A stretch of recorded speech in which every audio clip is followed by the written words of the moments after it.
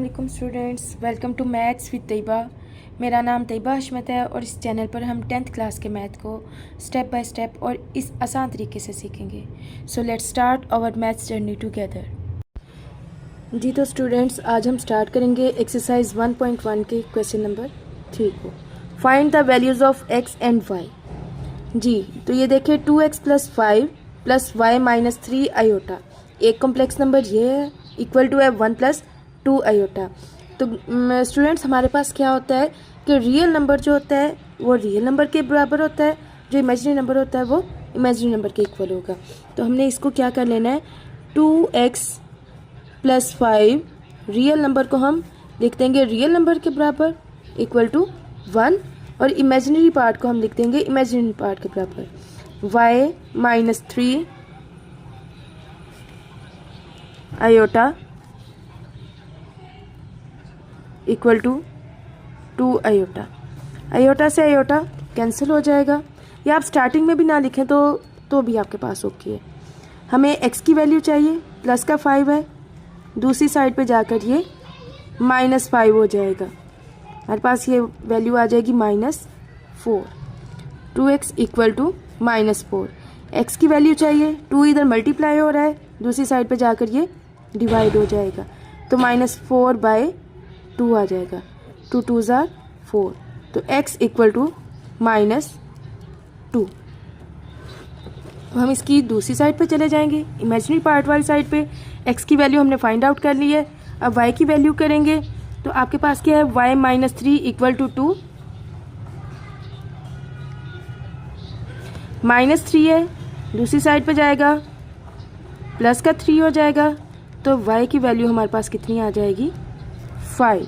तो हमने यहाँ पे according to the question x और y की वैल्यू फाइंड करनी थी, जो हमने फाइंड कर ली। जी तो स्टूडेंट्स, अब हम मूव करते हैं इसके सेकंड पार्ट की तरफ।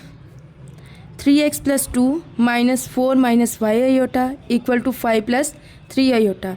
रियल पार्ट इसका ये है और इस वाले कम्प्लेक्स नंबर का रियल पार्ट 5 है। इसका इमेजिनरी पार्ट -4 - आयोटा है, और इसका जो इमेजिनरी पार्ट है वो आपके पास 3 आ जाता है। तो हमने रियल पार्ट को रियल पार्ट के इक्वल कर देना है, इमेजिनरी पार्ट को इमेजिनरी पार्ट के इक्वल कर देना है। हमारे पास आ जाएगा 3x + 2 equal to 5 and -4 - y equal to 3। सबसे पहले हम x की वैल्यू फाइंड कर लेंगे, +2 है, दूसरी साइड पे जाकर -2 हो जाएगा, 5 - 2 3, 3x इज इक्वल टू 3। हमें चाहिए जस्ट x की वैल्यू।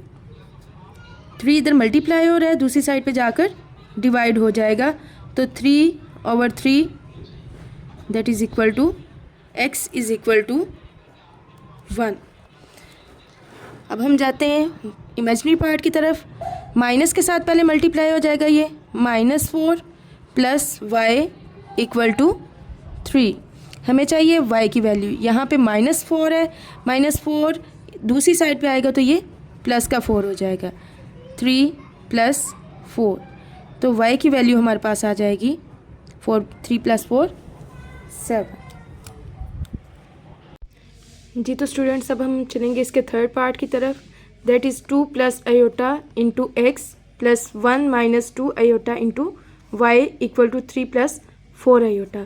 अगर आप इसको गौर करें तो देखें हमारे पास इसकी साइड जो है ये कम्प्लेक्स नंबर की फॉर्म में मौजूद नहीं है, जबकि इसकी दूसरी साइड जो है वो ऑलरेडी हमारे पास कम्प्लेक्स नंबर की फॉर्म है, यानी real number plus imaginary number.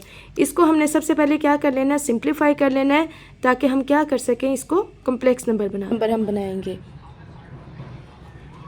x के साथ मल्टीप्लाई हो जाएगा, 2x + x iota plus y के साथ मल्टीप्लाई होगा 1 × y, y - 2y iota equal to 3 + 4 iota.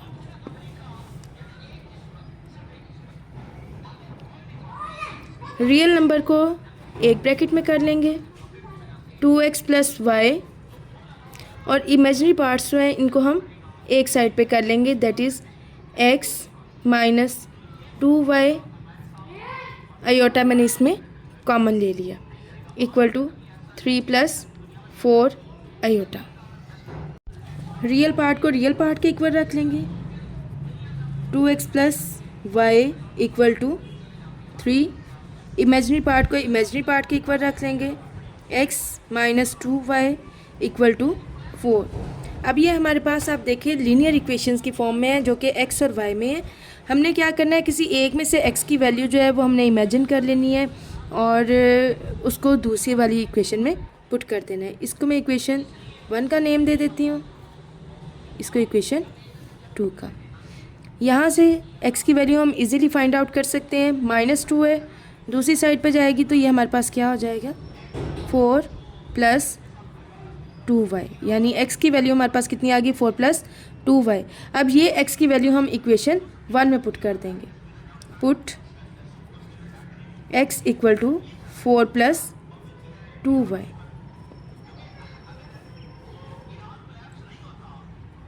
To into x की जगह पे लिखेंगे 4 + 2y plus y equal to 3।